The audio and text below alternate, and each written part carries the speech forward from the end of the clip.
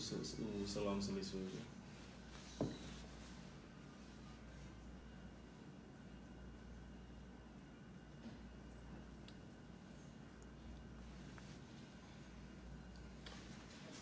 Tá valendo? Boa noite. Estou tendo o prazer aqui de receber a visita do Luiz Felipe Orleans de Bragança, mais conhecido como Príncipe. Foi cogitado para ser o nosso vice, mas vai continuar sendo o vice do coração, o nosso vice de honra. Foi eleito deputado federal por São Paulo, muito bem votado. É um grande reforço que a Câmara recebe. Uma pessoa isenta, uma pessoa que tem uma bagagem cultural muito grande, liberal, católico? Católico. Aproveitar então, vamos saudar aqui todos os católicos do Brasil, né? Vamos saudar a todos os católicos. Hoje é cristãos, 12 de outubro, exato. É dia Nossa Senhora Aparecida, padroeira do Brasil. Então, meu nome é Luiz Felipe, nossa saudação a todos os católicos. Num dia, inclusive, Luiz Felipe, mais uma declaração do senhor Haddad, né? Onde ele ofendeu um líder evangélico. Falou um montão de impropérios contra ele. Como se não bastasse o PT ter dividido o Brasil, brancos e negros, nordestinos e sulistas, homos e héteros, né? Agora também prega a divisão entre católicos e evangélicos. Realmente eu acho que o senhor Haddad aí perdeu a linha. Tá? Não é por aí. Nós temos que unir o Brasil. Eu sou católico, a minha esposa é batista, da Igreja Atitude aqui do Recreio, aqui no Rio de Janeiro, e nunca tivemos qualquer problema. Eu confesso que eu vou muito mais na igreja dela do que na minha. A gente sempre acompanha muito mais a mulher, o que é natural. E outra coisa, né, em ver Haddad, junto com a sua vice, Manuela Dávila, do PCdoB, dentro de uma igreja católica e recebendo a hóstia, a comunhão, eu fico com vergonha dele, porque eles nunca se preocuparam com religião, muito pelo contrário, sempre atacaram, perseguiram. Né? Você pode ver, aproveitar aqui, tem um documento aqui, já que se fala em religião, em Deus, em valores, tem a questão do aborto. Quero deixar bem claro aqui, a senhora Eleonora Minicucci foi escolhida por Dilma Rousseff para estar à frente da Secretaria de Política para as Mulheres. Agora, a especialidade dela era a AMIL, aprendeu lá na Bolívia. O que é a AMIL? Aspiração manual intrauterina, ou seja, a especialidade da senhora Eleonora Minicucci, escolhida por Dilma Rousseff para secretariar política para as mulheres, é abortista. E ela declara uma coisa aqui, não tem nada a ver com a vida particular dela, mas ela declarou, eu explorei muito isso na Câmara dos Deputados, porque foi publicado, entre aspas, no jornal Correio Brasiliense, e nós buscamos, via assessoria da senhora Eleonora Minicucci, se é verdade ou não se manifestaram, então é verdade, ok? Ela disse aqui, a ministra, numa entrevista, então, ao jornal Correio Brasiliense, 12 de março de 2012, não é porque tenho mais de 60 anos que não namoro. Me relaciono com homens e mulheres e tenho orgulho da minha filha que é gay. Deixa bem claro, o Luiz Felipe, ninguém tem nada a ver com a vida particular dela. Mas uma mulher que é escolhida para representar as mulheres no Brasil, dá uma declaração dessa, junto com a sua especialidade, né, que é então a aspiração manual intrauterina, ou seja, o autoaborto, e mais ainda, só por curiosidade, é só curiosidade. Dilma Rousseff ficou presa por 3 anos no Brasil, tendo em vista as suas infinidades de crimes que cometeu naquele período militar, na mesma cela da Eleonora Minicucci. Bem, até aqui, daqui para frente, não tenho nada a falar mais, tá certo? Então, outra coisa também, o senhor Haddad, eu nem gostaria de tocar mais nesse assunto, porque a gente começa a mexer em coisa que está pacificada já. Quem não tem um amigo, um parente, um gay, né, homossexual, e ninguém tem nada a ver com isso. Nós somos contra o material escolar para a garotada em sala de aula. Um pai, costuma dizer que um pai não quer chegar em casa e encontrar o filho brincando de boneca por influência da escola. Tá? Se ele mais tarde quiser aí ter outras coisas, né? Tudo bem, ele quer ter outras como adulto fazer como adulto, decisões, né? tomar outro caminho, né? Tá. Não tem, o cara vai cuidar da tua vida. Agora o Haddad está negando o kit gay. Então eu quero só apenas aqui lembrar uma coisa, senhor Haddad. Diário Oficial da União, no 68, de 12 de abril de 2010. Aqui então, via portaria, né? Ele cria um grupo de trabalho para acompanhar a implementação do programa Brasil Sem Homofobia e do Plano Nacional de Promoção da Cidadania e dos Direitos Humanos de lésbicas, gays, bissexuais, travestis e transexuais, no âmbito do Ministério da Educação. Assina aqui embaixo aqui, Fernando Haddad. Se você for procurar aqui, e você acha na internet, né, facilmente, são 180 itens para garotada a partir de 6 anos de idade, sim, ok? Entre outras coisas, é bem claro aqui, no currículo escolar, que deve ser ministrado, então, né, uma doutrina onde se reconheça todas as configurações familiares protagonizadas por lésbicas, gays, etc., com base na desconstrução da heteronormatividade. Ou seja, além de dizer que é normal tudo que acontece aqui, ele quer desconstruir o casal hétero. Bem, não quero mais continuar no assunto, vou deixar bem claro. Ficou conhecido como kit gay, e o pai disso aqui chama-se Fernando Haddad, como comprovei aqui no momento. Prezado Luiz Felipe, você hoje é homenageado aqui. Vamos falar um pouquinho. Muito obrigado pela visita mais uma vez. Pelo que parece aí, apesar de não confiar em pesquisa, né, mas a gente está bem. Jamais iriam inflar os nossos números, jamais. Tivemos muitas reclamações por ocasião das votações no último domingo, espero que não repita isso lá na frente. Mas o mercado fala alguma coisa, e quando davam um número mais favorável a nós, o mercado tinha um comportamento. Qual é a tua leitura do mercado, Luiz Felipe? A leitura do mercado não poderia ser mais favorável. Acho que o mercado, depois de ter lido o plano do Haddad, e no mercado financeiro tem cabeças maravilhosas e muito bem instruídas, então esse plano do Haddad cai como uma bomba, porque é um plano totalitário, é um plano centralista, é um plano controlador da economia e de tudo mais. Então, percebe-se aí que o mercado começa a fazer decisões e opções deles agora, acho que não tem muita outra opção, né? Temos que sim abraçar um contexto de liberdade econômica, temos que sim abraçar um contexto de real democracia, que não é o plano deles, não. Eles falam de democracia lá, não, somos pró-democracia, toda a imprensa falando de pró-democracia, não, que o plano do Haddad é democrático. Não é nada democrático, aquilo é a coisa mais totalitária colocada em papel nos últimos anos. Por favor, leiam e cheguem às suas próprias conclusões. Mas o mercado já fez essa decisão, então estamos muito bem na fita aí na questão com relação ao mercado. Então nós podemos dizer que o Haddad é um camaleão. Agora virou verde e amarelo, né? Virou verde e amarelo, tirou da sua página oficial a figura do Lula, lá estava escrito que Haddad é Lula, já não é mais. Foi aconselhado pelo Lula não ir mais no presídio. Ou seja, eles vão fazer de tudo para tentar enganar o povo. Só que esse aparelhinho aqui, ó, nos deu uma liberdade enorme. E no plano de governo do Haddad está escrito lá que o controle social da mídia e internet. Então eles querem controlar tudo realmente, é o poder absoluto, é o jogo de poder. Agora, Felipe, você não precisa responder para mim, se quiser você responda, né? Eu sempre pergunto para todo mundo, no lugar do Lula, você aceitaria passivamente ir para a cadeia sem um plano B? Que plano B seria esse? Olha, se seria fraude nas eleições, eu acho que houve muito equívoco, muita coisa errada, não vou falar em fraude ainda, né?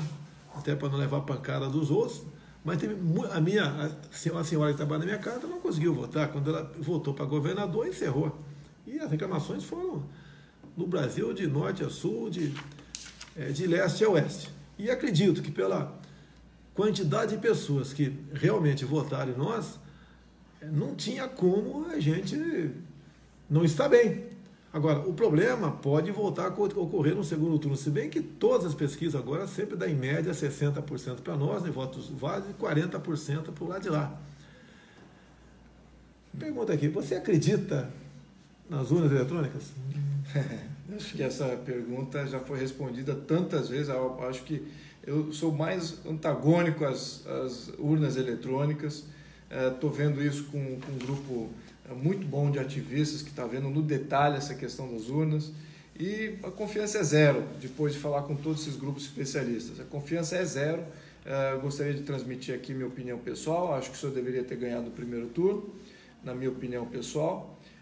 Não vamos saber também se isso é comprovável com relação às urnas, porque elas não são transparentes nem para eu dizer que foi fraudado, nem para eles dizerem que ela é inviolável. Então, temos aí um sistema muito intransparente que gera muita insegurança sobre o processo eleitoral. E isso nós não podemos mais permitir. Se é para ter democracia, precisamos que as nossas vontades, as nossas aspirações sejam refletidas pelas forças de Estado e não está sendo refletido no nosso sistema eleitoral. Então, sou muito favorável à questão do voto impresso.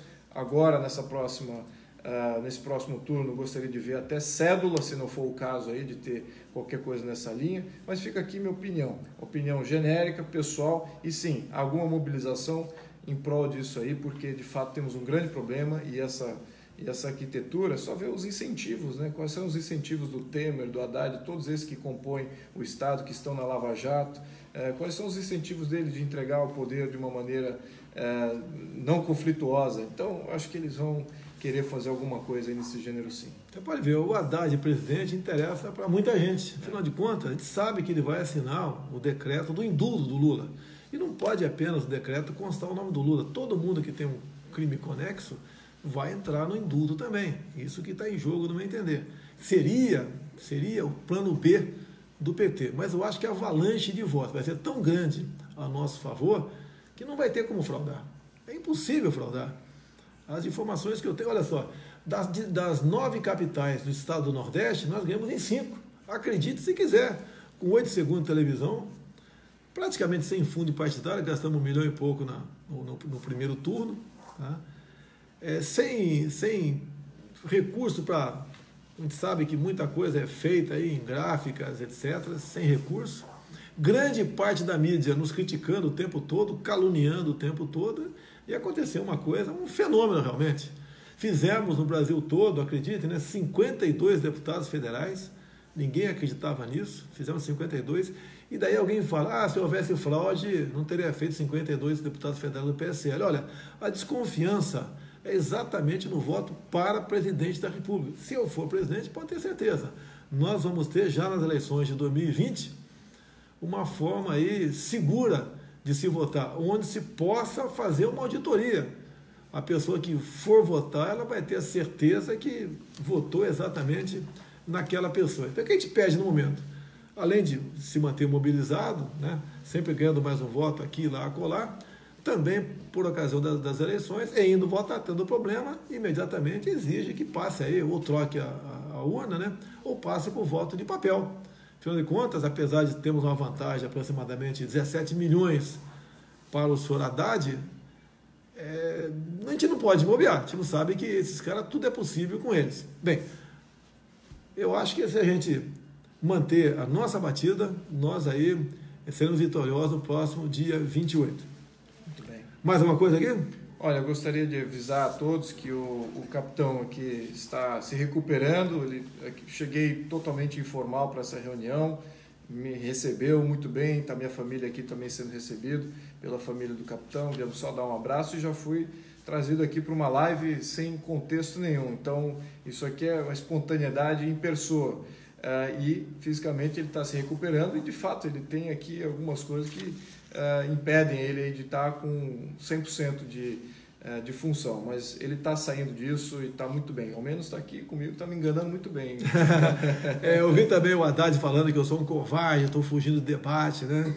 Quero deixar claro uma coisa, eu fui submetido a uma cirurgia no dia 6 de setembro, e lá em Juiz de Fora, a minha segunda cidade natal, tá certo? Uma facada de um profissional, ele deu a facada e rodou, onde cortou tudo, inclusive intestino grosso, espalhou fezes por todo o corpo. Me disseram que se eu chegasse lá 5, 10 minutos mais tarde teria morrido. Foi drenado 2,5 litros de sangue, né?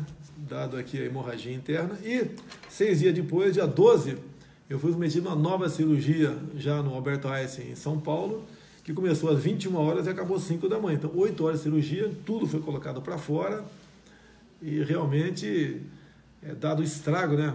A faca entrou 12 centímetros e rodou na minha barriga, foi enorme. Graças a Deus fui muito bem atendido lá na... Perdeu peso, né? Perdi 15 quilos. Perdi 15 isso é quilos. notável, isso realmente perdeu. Eu que já sou magro, né? Realmente foi um baque. Mas eu acho que o que está guardado ninguém tira, não. Tá ok? Eu agradeço a Deus, agradeço o pessoal lá, todos os médicos, enfermeiros, profissionais de saúde do Juiz de Fora. E agradeço a todos também que se empenharam, né? Lideranças evangélicas, lideranças católicas, espíritas, demais denominações, ateus também. Eu tenho amigos ateus. Agradeço aqui o Nordeste em especial. Ninguém, Luiz Felipe, nas últimas 4 eleições que disputou contra Lula 2 vezes e contra Dilma 2 vezes, obteve uma votação tão grande como eu tive no Nordeste. Então, muito obrigado ao povo nordestino. E apesar do príncipe, de o PT dizer o tempo todo que eu vou acabar com o Bolsa Família. Agora, até para contrapor a isso, foi ideia do general Mourão, acolhida ali pelo Paulo Guedes, nós vamos dar o 13º para quem recebe Bolsa Família. E não vai ter despesa porque esse recurso extra vai sair do combate ao roubo, à corrupção e à fraude. Apesar também de espalhar no Nordeste, por tudo, que eu iria acabar com o 13º salário. Houve uma crítica do nosso vice, não ao 13º, uma crítica sobre a quantidade de penduricários tendo contra-cheque. Ele achava que não é que tinha que acabar com isso ou com aquilo, mas tem um contra-cheque mais enxuto, mais botado na minha conta, que eu queria acabar com o 13º.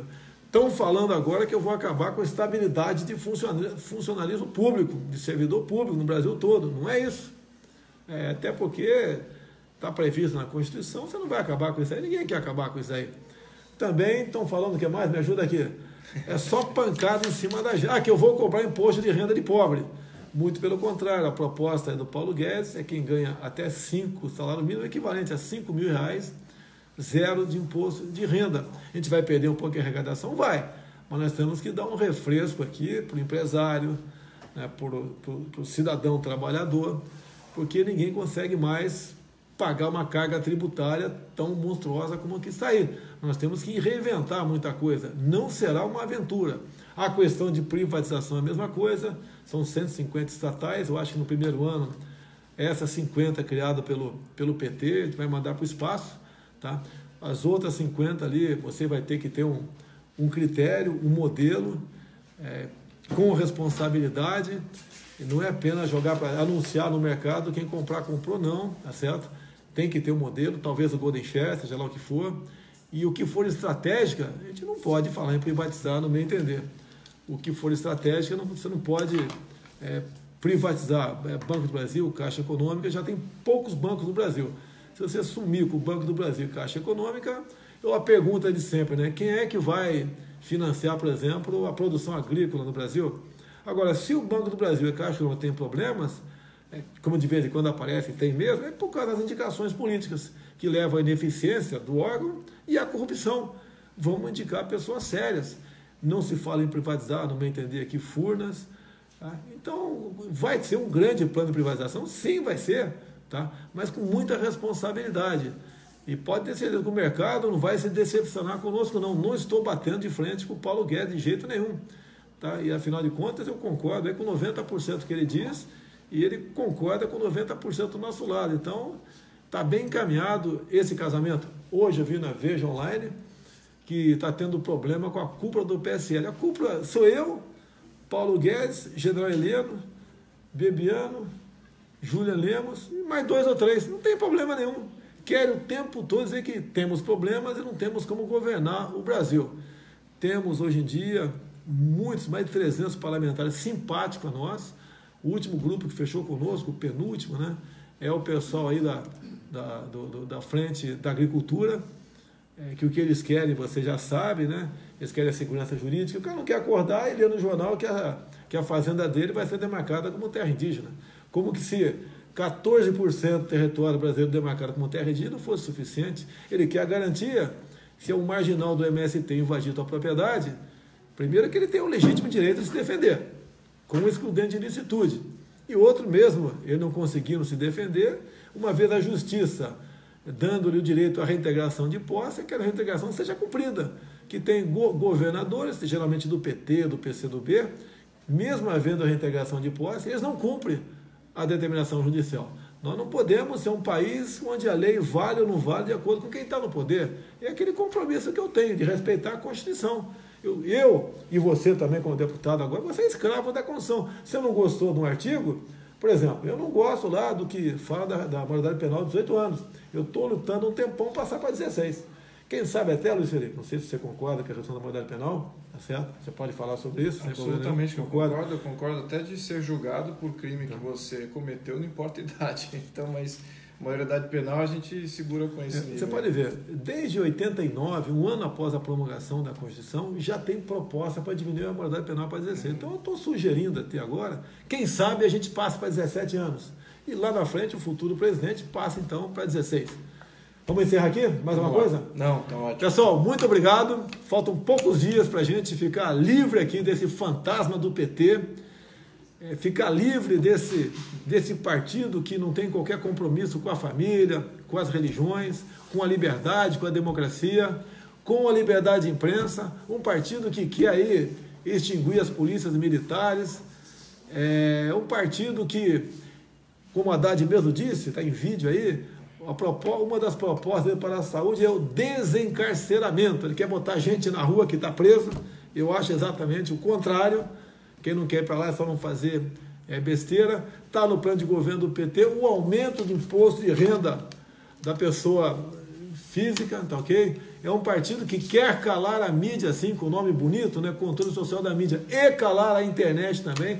Quem não ficou chateado quando o WhatsApp aqui, dizendo para combater o crime de ódio, em vez de você passava, acho que quantas, 200 mensagens mais ou menos, você conseguia passar para 200 pessoas a mensagem, passou para 20, nós vamos lutar para que volte o que era antes. Ou seja, todo mundo sabe o que está acontecendo, todo mundo sabe quem eu sou e quem é o nosso querido Fernando Haddad. Muito obrigado a todos. Amanhã, se Deus quiser, voltaremos aqui com novas informações. Um abraço. Muito obrigado por estar me recebendo. Muito obrigado a todos vocês que têm assistido. Muito obrigado por estar me recebendo. Não é qualquer um que pode receber a visita de um príncipe em casa não, hein? Tá ok? Valeu, pessoal. Boa noite aí.